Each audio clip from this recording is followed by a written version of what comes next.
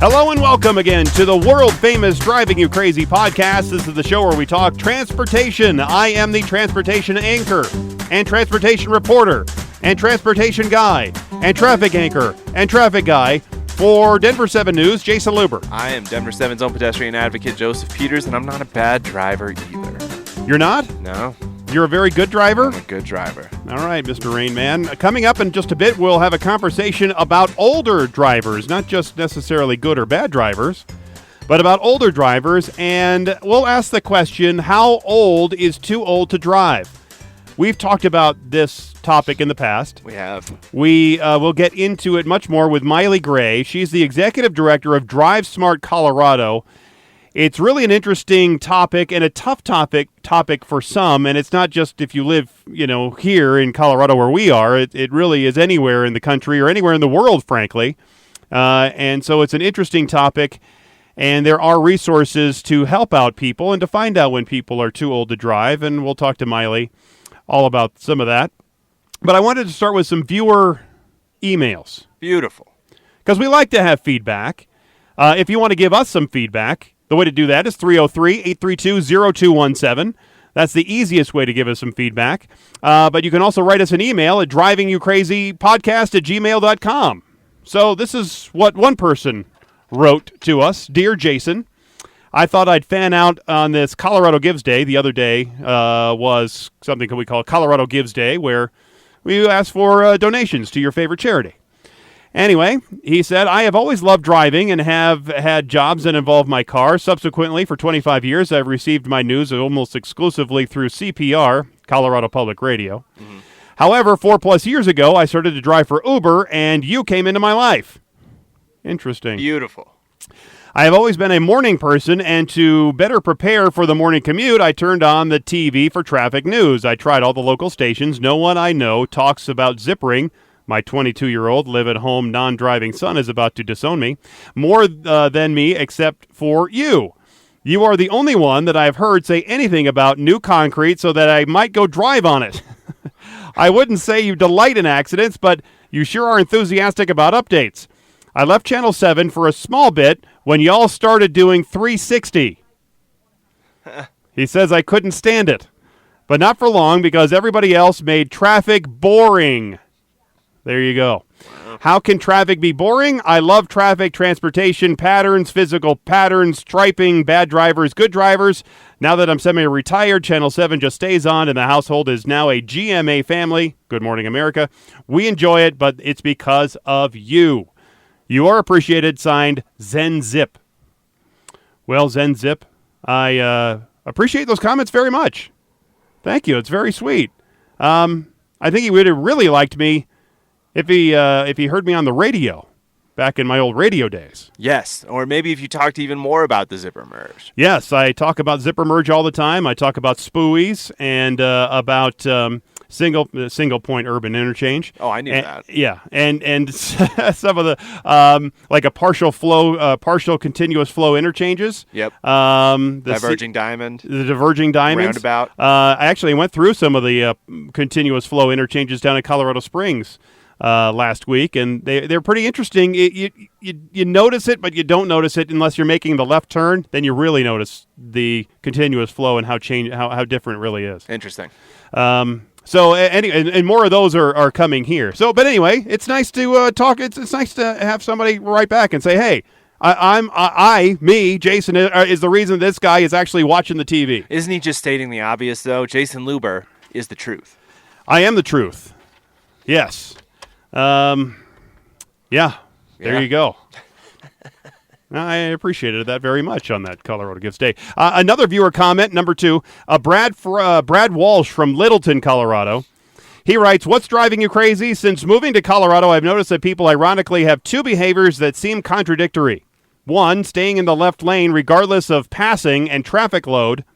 Yeah, I get that complaint all the time on my Friday Facebook Live broadcast. Yep, I always can see that. Everybody's complaining about left lane campers. My favorite thing to do is to camp out in the left lane going 55 miles an hour while you're going uphill on I-70 into the mountains. Oh, everybody loves you. Yep. And number 2, staying in the right lane through merge zones at on-ramps regardless of whether people are trying to merge, even if they have a clear lane to the left of them. Yep, that bugs me too because when you're trying to merge and there's nobody over to you, if you're on, even though you have technically the right of way, and you're coming up to a merge area where you don't necessarily have to yield to the person getting onto the highway, it's still nice to move over. Give your fellow man some room. I think this is one where the best behavior is also open to interpretation, because I feel like the right thing to do is to speed up so you get around that person, right? That is Why? me being courteous. Why do you want to speed up? See? Exactly, right? Fine. I think That's I'm being fine. courteous. I want to get out of the way by getting around you as fast as possible, but you see it as that person speeding up. What a jerk. Well, no, let's say I am coming on and you sped up and got out of my way. Okay, I can give you that. That's fine. Yeah. That's fine. All right. But if then you're just going to camp it out where I just can't get in and being a jackhole about it. I've seen a couple of those people marching onto 6th who just like they're right next to you. And they it's on won't purpose. Move. Why? I don't know. And they don't want you to get in front of them. It's a power move. It really is. It is a power move. All right, so Brad continues. After living in Montana, where these seemed like such ingrained behaviors, these two are frustrating and confounding. My question is, can the state do a demographic study to find out once and for all if these are either A, zombies, B, people from Texas, or C, people from California? Maybe we can crowdfund and pay for it. Dude, you gave it away. You said they were in Montana. They're people from Montana. Yeah, I think that's what it is. Yeah. No, well, I don't think the state's going to be doing a demographic study on this anytime soon. Or we can do C, have their head in their butt. Yep. Maybe it's the D. Definitely that one. That one. All right. Are you sick of Christmas songs yet? No. Go out and hear the Christmas songs in the mall or any of the stores? And how dare you even ask me that question? You're all Christmas all the time. Hell yeah. I do like the Christmas songs as well. However, I did work at retail for a long time, and when you hear coming down the chimney down, 17 times a day. Good old Andy Williams. Okay. It makes you want to jump off the jean rack there at the Eddie Bauer. Honestly, when I worked there, it was constant, repeat over and over and over. They were sometimes maddening how much you would hear those songs over and over again. Well, there's a store in England. I know this is a little bit off topic, but I'm talking Christmas stories. There we go. There's a town in the town of York, Old York, not New York, Old York, that's banned all cheesy Christmas songs for the sake of their staff morale. The shop owner says you won't hear any Mariah Carey's "All I Want for Christmas Is You" because having to endure such music for hours each day would ruin Christmas for shop floor employees. And I completely agree. Well done. Well, yes. We salute you. The shop is also in a 16th century building in the heart of historic York. So they say that the modern music doesn't really fit their groove. Doesn't fit their decor. Doesn't fit their where they are. They can't hire like a string quartet to do Christmas carols all evening. No, they do say they have a cutoff of all music after like the 1960s. And anything before the 1960s is pretty much fair game. Like seasonal shows like the Nutcracker, they'll play that. Okay. Classics from Bing Crosby and Frank Sinatra, Ella Fitzgerald, all the classics, they'll play those. They say the playlist is big enough for they don't repeat things very often, and they stay away from George Michael and Wham. And holiday music. You're not going to hear "Is It Christmas Time in Africa?" And hear Do they know it's Christmas time at all? Do they? No, they don't. Yeah, exactly. Yes. All right. Back on the rails here. All right, let's see if you can play. Let's say if we can guess the reason for this dumb criminal and why he was caught. Are you ready to play this game? All right. Always. Deputies in Kanawha County, West Virginia, say a driver who led officers on a multi-county chase that reached speeds of 125 miles an hour was taken into custody after his vehicle blank.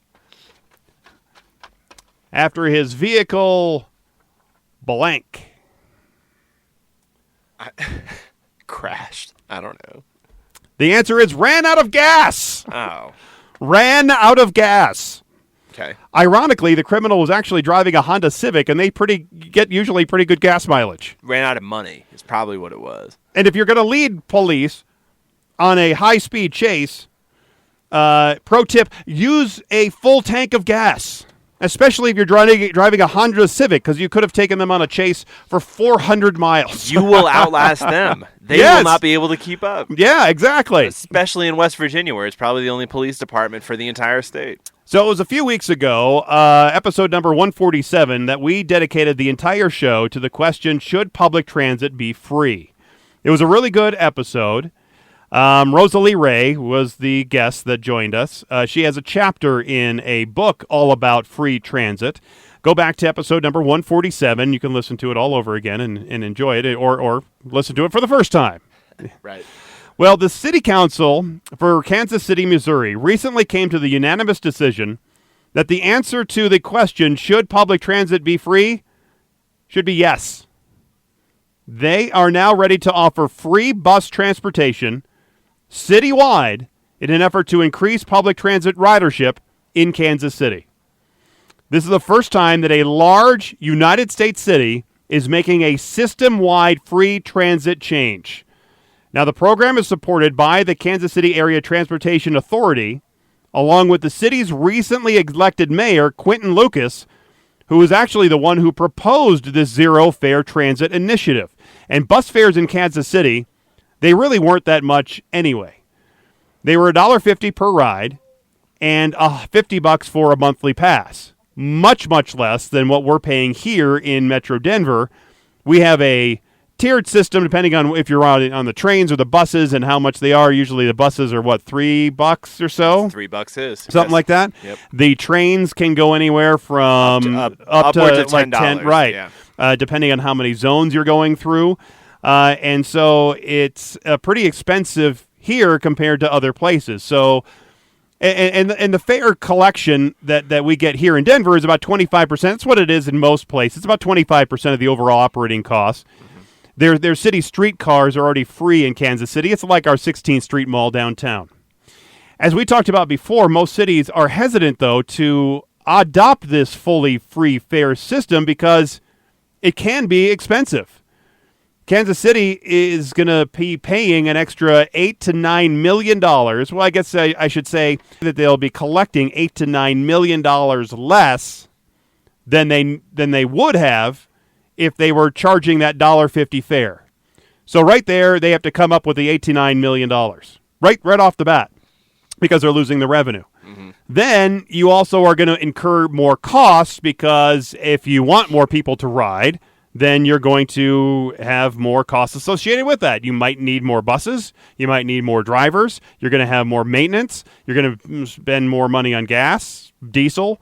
You're going to spend more money on tires, that sort of thing. I mean, that falls under a good problem to have, though, right? I mean, if it gets to the point where the ridership becomes so overwhelming that they have to add routes and staff, I think Kansas City would say, great.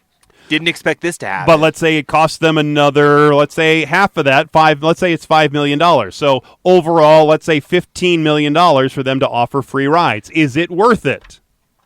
In a city where any budget for any city is going to be upwards of $1 billion, I think is the one line item, making sure that people can ride transit for free. That's probably a pretty good line item. I thought it was pretty interesting that one of the city council members there, he says, and he's actually a loyal bus rider, he told our script station, KSHB, when we're talking about improving people's lives who are our most vulnerable citizens, I don't think there's any question that we need to find that money. That's not a ton of money, and it's money that we, as a city, if we want to prioritize public transportation, it's something that we can find. Well, why haven't they found it in the past? Because they didn't prioritize it. I'm surprised they didn't find the money first and then voted, or maybe they're just forcing the hand of the city into saying, all right, we as city council, let's just do this. I mean, I think at a political level, that's kind of what you have to do, man. Like, you can't have it. We're at a point in our society where you can't have a rational discussion about this stuff and be like, where in the budget are we going to make cuts? Because you have a bunch of people with the attention span of a gnat. And once you start talking about making cuts, the initial budget item that you were trying to fund gets lost in the shuffle because everybody gets very defensive about what you're going to be cutting. So it's a do, then ask for forgiveness and correct whatever damage is done by doing it. Yeah, it'll be interesting to see what is cut, how this affects. You know what? I really would like to maybe talk to one of our reporters there in Kansas City. And, well, maybe we should wait for the program to get some traction over the next several months. Maybe in the spring we can check in with them, because typically in the wintertime you're going to see not as many transit riders. Even though it would be free, you're not going to see as many as you are going to see in the springtime or in the summertime. Right. I mean, that's when people will start considering leaving the car at home because they know a bus stop's a half mile away. Yeah. We'll see how it goes. Transit, this outfit called Transit Center, they have a report that was published earlier this year that said the transit agencies should first focus on improving their service before making their service free. And I hope that the Kansas City Transit Authority takes that to heart and doesn't just say, all right, this is the level of service that we've always had. This is the level of service that we're going to keep trying and hopefully try to keep up with. Actually have a better level of service when it is free than when it wasn't. Right? Yeah. Makes sense. I mean, it kind of goes without saying, but if you're going to offer something for free and it sucks, nobody's going to use it anyway. Right. It sucks. Because you have that one chance. Yeah. And that's why if you do it, you get it ready to go. That's one reason on this show, we recorded several episodes when we first started, so we could then drop them all at one time and then get into our routine of doing the show, because you want it to be, obviously we're better now than we were when we did this 3 years ago.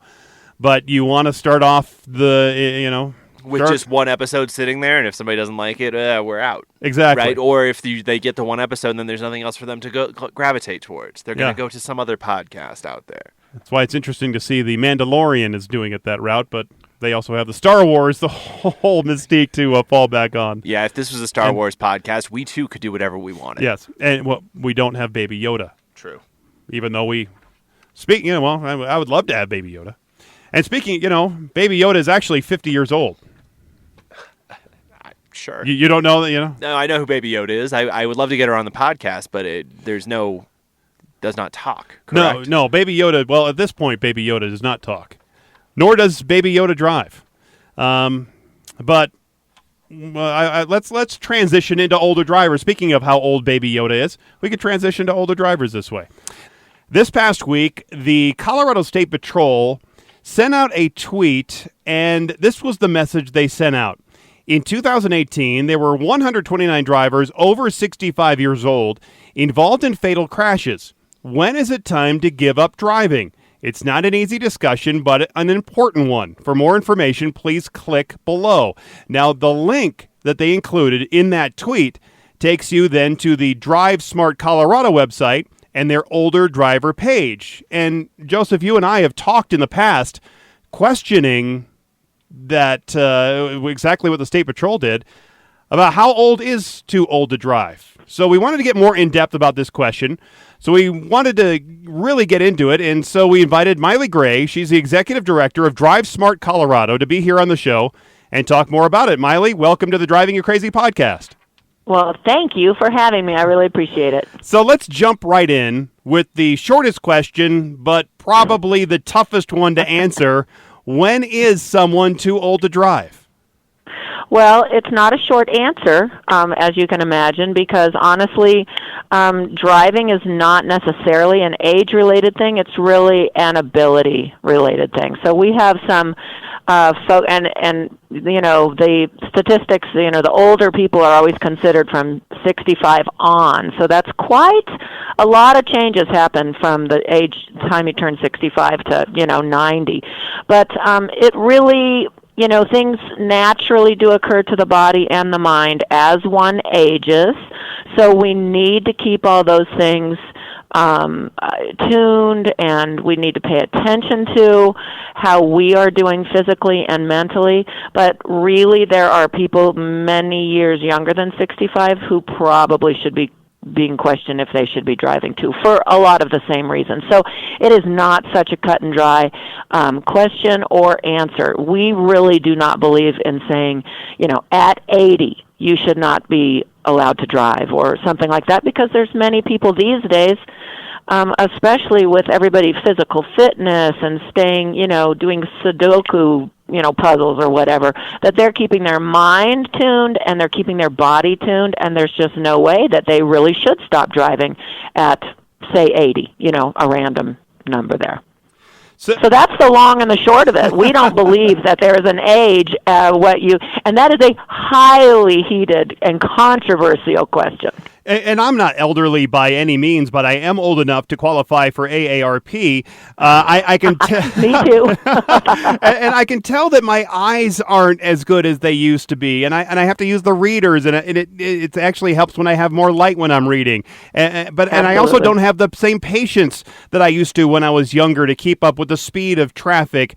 How else are people not able to keep up, or how is the aging really affecting a person's ability to drive, even if they're not up to 65?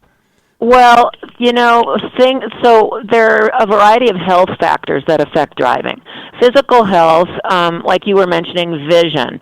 As we age, many of us do have to start using readers, or maybe at some point you need to actually go to glasses. And for one thing is for sure, you need to make sure that you actually wear the glasses if you are prescribed the glasses, because you sure don't want to be caught off guard or get in an accident and not have your glasses on and your driver's license says you're supposed to be wearing them. That would be very bad. So if you are prescribed to wear glasses, please put down the vanity for a second or whatever and wear glasses while you're driving. But so vision is something that affects all of us. This is not unique to you or me or anything, or age necessarily, right? Another thing is strength, flexibility, and medications that people take. All those things combined can really make someone who otherwise probably could still be behind the wheel maybe not quite as reliable behind the wheel. But there are things you can do to help that, and you don't have to be stuck at home without the ability to drive. I mean, I personally was talking to a gal who told me at a senior center that like 2 years ago she was on a walker. And she couldn't drive. She could hardly walk. She started taking an exercise class at the senior center. And today she's back behind the wheel, and her walker is sitting in her closet collecting dust. So that's an amazing testament to flexibility. Keep your neck, keep the motion in your neck good so you can look over your shoulder or check blind spots. But medications have a tendency, not for everybody, but they have a tendency to increase as one gets older. If your body just doesn't quite act the way that it did when you were younger, you need to pay attention. You really actually need to read where it says, do not operate heavy machinery if taking this. You need to actually not operate heavy machinery. And what is one thing that we all operate that's very heavy machinery? That would be a car. So we really need to pay attention. Some medications make you drowsy, and that just might be that. Then don't take that medication. Talk to your doctor about a better time to take it so you can drive. Maybe you can switch it to taking it at night. So there are certain things you can do physically to really help enhance your ability to stay behind the wheel as long as you're safe to do so. But the other thing, and you also mentioned this, is your cognitive health. People know if their memory's starting to go a little bit, and I don't mean just you forgot, where you put your keys for a minute in your house or something, but when you really actually start being a little bit more forgetful than perhaps is normal for your position, judgment, reaction time. My aunt just had to give up her keys at 89. She was sharp as a tack, and she took exercise classes and everything, but finally she had a little stroke. And I asked her, I said, I don't worry about the fact that you can drive from point A to point B, to go get your hair done or something like that. But what my concern is your reaction time. If something really sudden happened in front of you and you had to react in the less than a blink of an eye, would you be able to? And she luckily is logical. She really thought about that, and you could see the little cogs in her brain going like, no, I don't think I probably could. As long as nothing happens bad, you can drive. But if one thing wrong, happens, that's when you might need to start thinking about limiting your driving. But Maile, So it seems there's a like lot that of was stuff. it seems like that was a pretty comfortable conversation for you two. But I'm sure that there are conversations that happen between adult children and their aging parents who get quite contested. I mean, how do you all the how do you time. deal with that? How do you approach that issue with these Well, people? so I will tell you a couple tools that we have out there, and one thing is through the Hartford or through AARP. They have great online or in-person classes called We Need to Talk.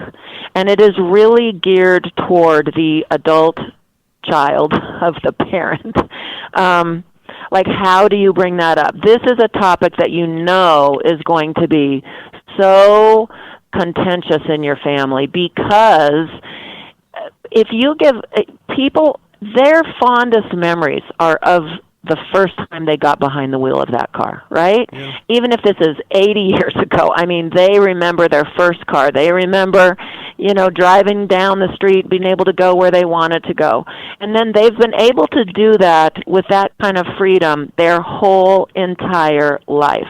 And then all of a sudden, somebody is saying you can't do that. I mean, I cannot imagine myself right now, if someone was to say, what's your plan to put down your keys? And I'd go, I don't have one, And that is the reality for most people. Even I have conducted focus groups across the state. And you ask that question even in a room full of 80 and 85-year-olds, and you say, what's your plan for when you can't drive anymore? Nobody has a plan. And in fact, one woman in Pueblo looked right at me and she said, if I have to stop driving, I would just as soon die. And she wasn't kidding. And so you really see the gravity of the situation. So you as an adult child or that person, that trusted person that is going to have that conversation, needs to, first of all, enter it knowing that is a very upsetting topic, because it is really equal to giving up your freedom and not being able to go where you want to go when you want to go there. And a lot of things are tied to that, right? So any kind of tools like the We Need to Talk program, if you can get online and go through it, might give you just the right way to approach. Or maybe it's, let's just limit your driving. No more driving at night. Okay, Mom or Dad, I'll drive you. If you're lucky enough to live in a community where your family is. And then that brings up a whole other topic. There are a lot of people out there who don't live in an area where they have close relatives or somebody, a trusted friend or a person that that you can call on, and you don't feel like you're really putting them out. That's very, very difficult. But so you can soften the blow if you've already thought through some scenarios of who might be able to help Mom or Dad or Grandpa or whoever, and how might I be able to help? How might, maybe at wherever they're living, maybe there's a van that could take them places. It is definitely challenging, and the more rural communities you get, the more challenging it is, because there's not as many quote-unquote public transportation options.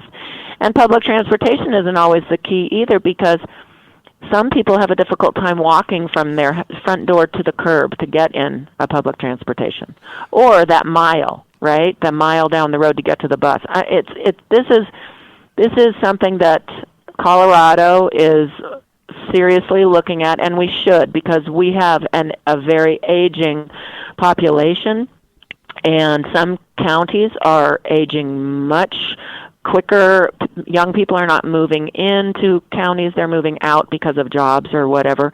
A lot of Colorado is very rural, so these are challenges. They really, really are. We're speaking with Maile Gray, the executive director of Drive Smart Colorado, about when is it too old to be driving. And honestly, Maile, I feel like it's time for us to take the conversation out of the household, right, and take some of the pressure off of the children telling the parents these kinds of things, because, you mentioned that the parents' memories are of driving, but the parents' memories are also of wiping their child as they were changing diapers and things of that nature, right? And so it's really hard to take advice from somebody of that age. Totally.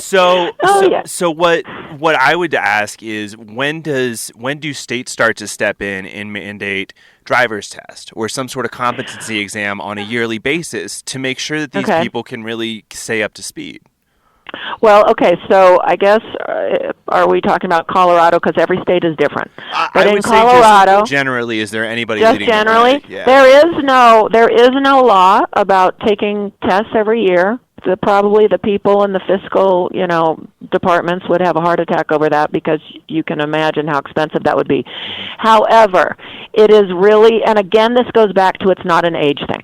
If you have 3 crashes, and I would refer, and I know that you've talked about this, but I would refer people to the Colorado's Guide for Aging Drivers and Their Family, because it has all kinds of information in here, starting with reexamination. Who can kind of quote unquote, turn somebody in for their driving behavior. How old are you when you start having to get your license every 5 years? So in Colorado, we get our license after the age of, I think, 65 every 5 years, but you have to do it in person. You can't mail it in any longer, and you have to take a vision test. And it's completely based on how many crashes you're in. If you have 3 or more crashes or serious tickets, that sort of thing, in 1 year, you're going to be red flagged. So again, it doesn't matter what your age is. If you have that, you are going to be red flagged, and it might result in a mandatory evaluation on your driving and your cognitive skills, and then it goes back to the Department of Revenue. The Department of Revenue is the deciding organization in the state of Colorado. They oversee, and people go, what is the Department of Revenue? But they oversee the Department of Motor Vehicles, that's why.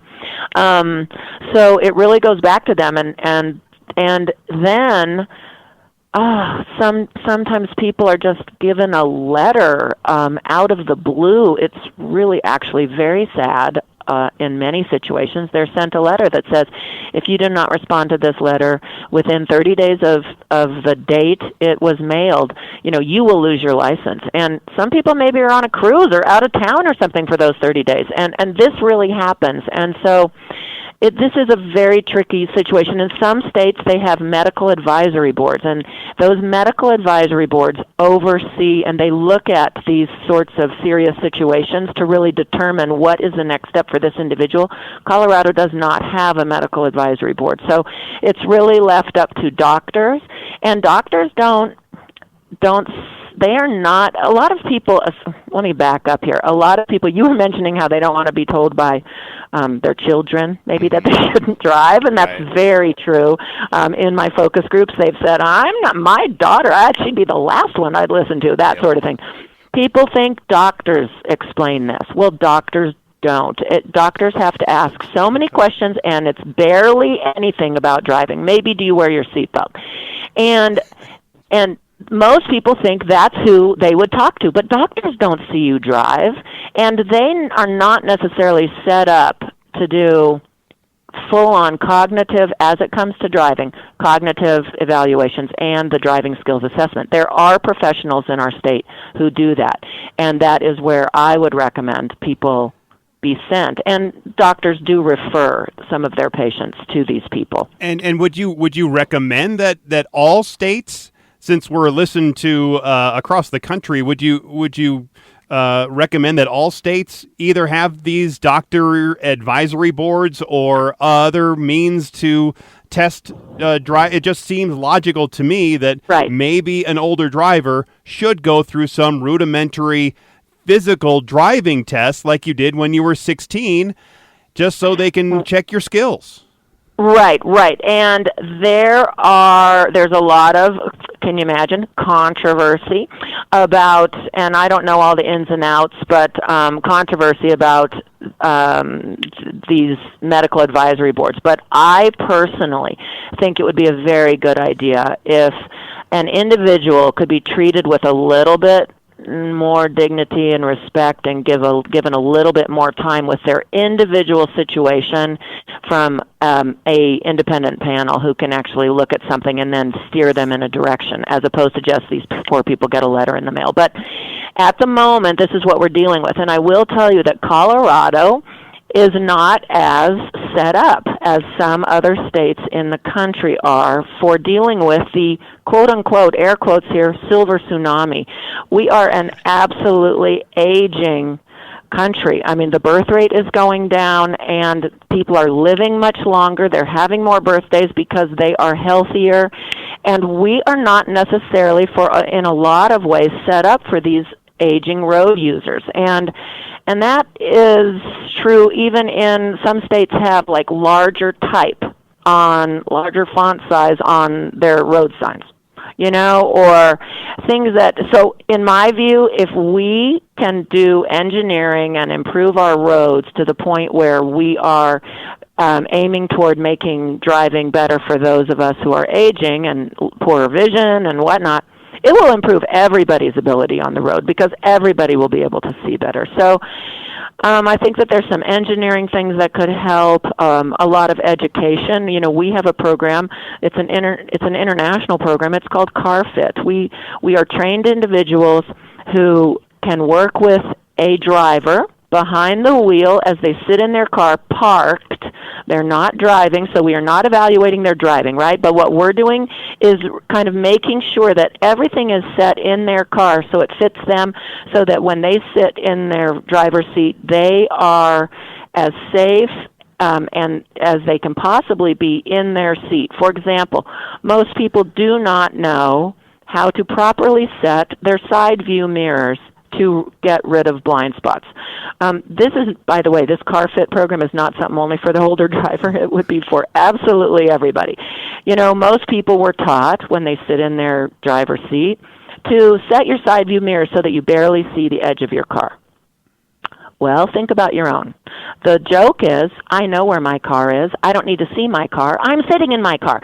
I need to see the other cars that are coming up alongside, and you want to be able to see those cars that ride in your blind spot so that you don't have to take your eyes off the road by really careening your neck, and if you're older, maybe you have a stiff neck, whatever, you can't do that, so you just change lanes or you turn left. That's dangerous.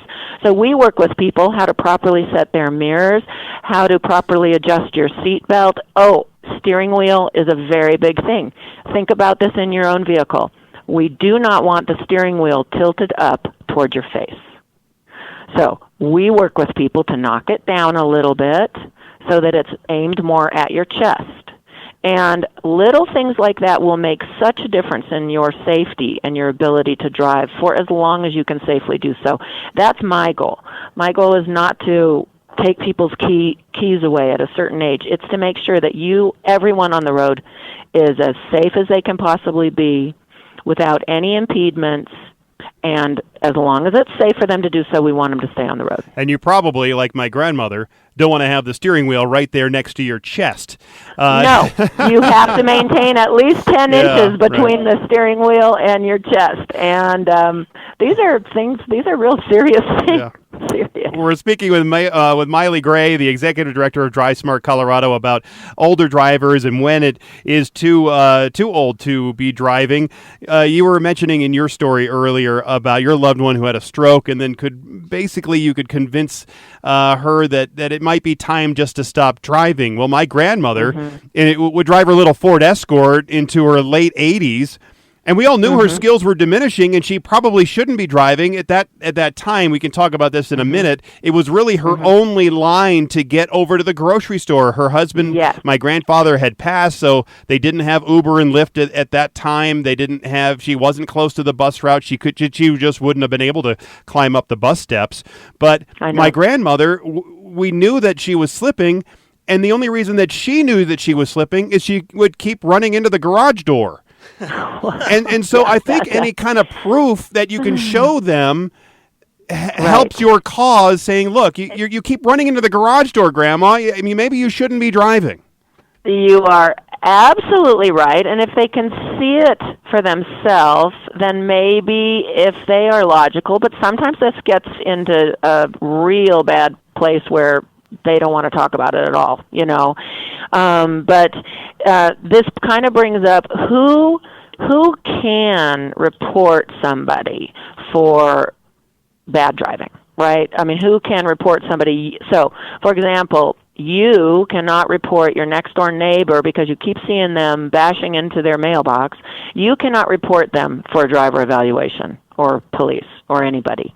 It has, if you are concerned about a loved one, it has to be an immediate family member, and it has to be perhaps law enforcement or a physician. Those are the only three people or groups who are able to ask for a reexamination to the Department of Revenue. So just to keep that in mind. I was talking to another industry expert who theorized that older drivers aren't necessarily dying in crashes because they are a more dangerous driver, that they actually get into fewer crashes than younger people, but because of their frailty, they are more apt to be killed because of their old bodies when they get into a crash. So I'm sitting here on the other end of the telephone line here, totally shaking my head up and down. You're 100% correct. Actually, people go, oh, we got to get those old people off the road. Well, they are pretty safe drivers. And the reason they're safe drivers is most of them have a tendency not to speed, and we hope not just the opposite, like going so slow, right, that it's impeding the lane. But they have a tendency, they have such good muscle memory on all of the years of them driving that honestly, that rote behavior can get them out of a lot of jams that some of our younger and newer drivers have not had that experience, and they will not be able to get themselves out of that jam. But you're absolutely right. Because the aging body cannot, just for sheer physicality, cannot hold up to severe trauma the way that perhaps a younger body can. And that is the reason that they do pass away. And so we want to keep them from getting in that situation to begin with, because it is sort of a downward spiral in oftentimes after that. I have one more, Maile. Maile Gray, Executive Director of Drive Smart Colorado, joining us. Do you think there are ways to improve cognitive functionality? We talked to somebody, I think it was about a year and a half ago, we interviewed somebody who was he actually does brain testing and can help people who have maybe a slower brain activity to actually improve their brain cognitive functions. In fact, he's worked with a bunch of athletes, including Tom Brady, to work on their reaction times. But he still says that Sudokus or crossword puzzles, while they're good, you might have fun doing them, they're really not great at improving your cognitive function. Have you heard of different anecdotal evidence that would lead to something, a different conclusion? I work with a occupational therapist, a doctor of occupational therapy, and she is a certified driver rehab specialist. And she knows all about this. And I think what I could say from a lay person is that, anything you can do to keep your mind sharp and stay social is very, very beneficial to how sharp your mind is. I mean, if you become kind of a recluse and you sit around and you watch TV all the time and you don't exercise and whatnot, you're not going to maintain, and I'm not making this up, right? We hear it on NPR or your channel or any place. I mean, you are going to maintain a certain amount of sharpness. Now, I don't know about the crossword puzzle and the Sudoku. I know that there are certain medications that are being created these days that really help people who are in very early stages of dementia and whatnot that people do take. And so I think that that there is a combination of things out there, if you have access to them, that you can go to people to help you stay, if you are really lucky and you're Tom Brady or something, you can go to these doctors. I think that there's absolutely people who help you concentrate better so that you can focus, so that you're not distracted, so that your brain is not distracted when you're doing complex behaviors. And driving is about the most complex behavior that any one of us could possibly do in any day. It's getting behind the wheel of a car and negotiating through traffic, through, oh my gosh, how about the construction that's going on, through everything, people running red lights. I mean, we are constantly, our brain is constantly working, and I am positive that there are things out there that can really help that. Now, a lot of us don't have access to that or can't afford that or whatever, and so you need to do whatever you can do, and that's maintain your being social. Keep going out. Maybe maintain. I just heard a thing from a talk yesterday from the state demographer's office in Denver that said if you keep, the longer you maintain working, the longer your brain stays sharp and the longer you maintain health and you live. Isn't that interesting? So, I mean, there are things these days that we know can improve, and what I just want people to do is stay active, stay on the road, because if you don't, it can really lead to depression, isolation. People get very, very down if they are holed up in their house or they feel that they're a burden on people. So you have to kind of take some of it on yourself and really maintain your activity level and, swim or whatever it might be. So that's the long and short of it for me. But back to your very first question, there is no real age at which one should stop driving. There's a whole lot of factors, but keep thinking about it. Plan your routes a little bit better. Maybe just limit your driving to take the back roads. Don't get on a freeway. Don't drive at night. Only drive don't go out at lunch hour when everybody else is on the road. Run your errands at a certain time of the day. Make your own plan so that you can maintain that independence. Maile, what are some good resources that people can visit on the internet if they can to find out some better information? Sure. Well, certainly our website, drivesmartcolorado.com. I'm a nonprofit, but we've been around so long, I think we were invented before .org was even around. So drivesmartcolorado.com. We have a lot of information on older drivers, including you can download a copy of the Aging Road Users Guide, and it is free. And we send that throughout the state, and it is also partially funded by AAA of Colorado and the Colorado Department of Transportation. So it's fully legit, and you can download that, or you can ask us for a free copy, and we'll send it to you.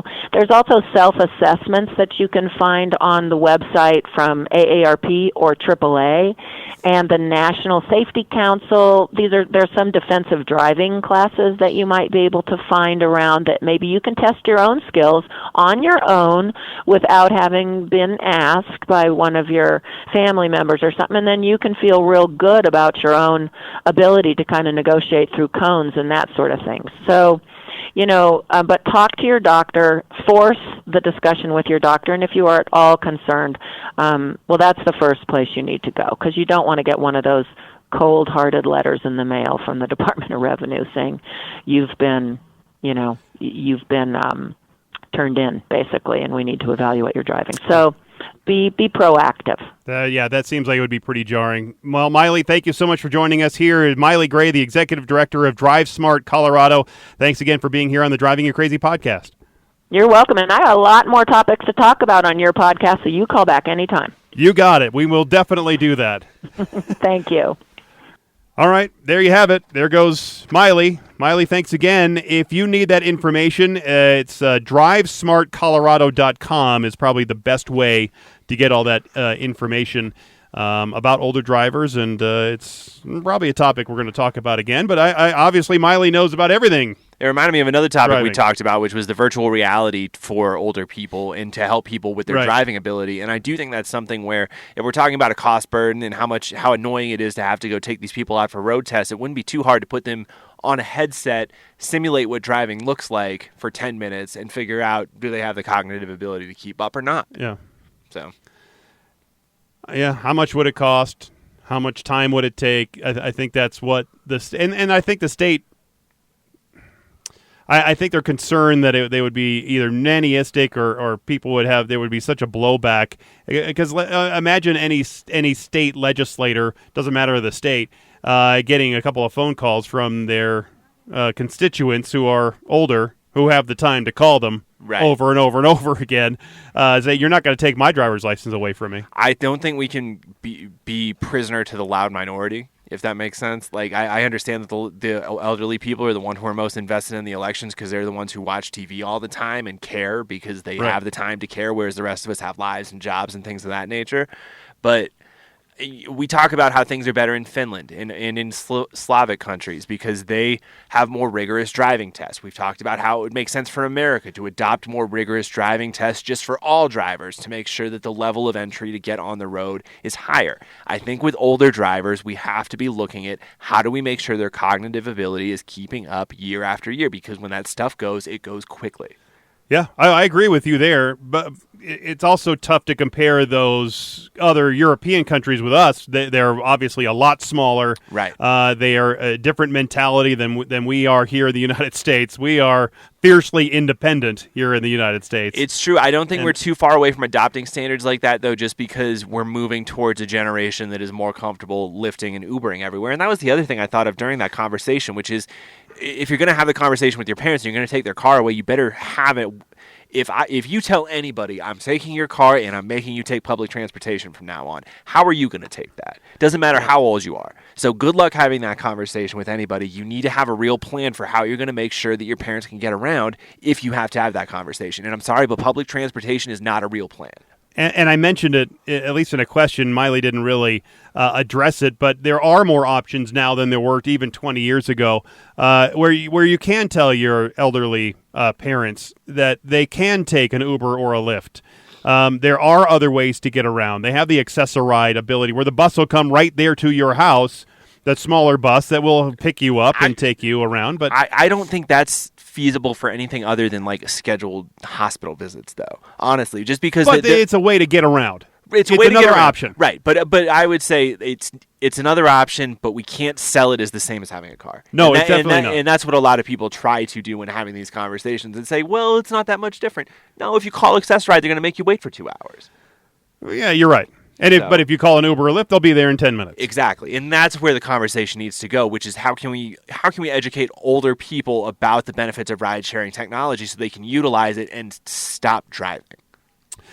Speaking of telling people that they're too old to do things, who's going to have that? I see you wearing your Patriots hat, and who's going to tell Tom Brady now that he's too old to be throwing the football around the field? Because it seems like he is getting close. You heard the boos at Gillette Stadium last week, my friends. Patriots Nation is telling Tom Brady to get off the field. Whether it's a good thing or not, I'm not going to have that conversation, but we're all seeing it. Which one of the GOATs is there in New England is to blame for this one? I will never stop being loyal. I believe in loyalty, so we're winning the Super Bowl. Right. All right. Out with the old Heisel and in with the new Heisel. By the way, keep an eye on your Kia. Do you have a Kia? No. You don't drive a Kia? Nissan, baby. A Nissan. All right. Well, I haven't heard about that, but I have heard of, since this past Tuesday, 135 Kias have been reported stolen. 45 of those in just the last month. I don't know why the criminals are so drawn to stealing Kias. Maybe they're easy to steal. Probably. Do you think they're classy in the car theft neighborhoods? Do you want to be seen driving a stolen Kia? No, I would not. You wouldn't. You don't think that's like the leading factor? You're driving around the neighborhood with your stolen Kia. Is there a less classy car look than what a I Kia? got! A stolen Kia. Is a Fiat worse than a Kia? Oh yes. Okay. Well, I think so. Maybe they're just roomy enough to throw in other stolen goods into like the trunk or the back seat of the Kia. Maybe that's what. Maybe it's easy to steal other things in a stolen Kia. I don't know. If you have a better theory, you can always call the show. 303-832-0217. Yes, and if you've had your Kia stolen, call that number too. We'd love to talk to you. First call 911, and then call us. 303-832-0217. Doesn't matter if you've had it stolen here in Colorado or Idaho or Montana. Anywhere. Arizona, Alabama. I'm not going to go through all the states. Thanks again for listening as I'm dying here from this horrible cough thing that I've been going through. Thanks again to Maile for joining us. Maybe we'll talk to her again as we find out more about other road topics, because it seems like she could talk about anything. Thanks again for listening, and until next time, I'm Jason Luber, the traffic guy. I'm pedestrian advocate Joseph Peters. Be safe, and as always, happy motoring.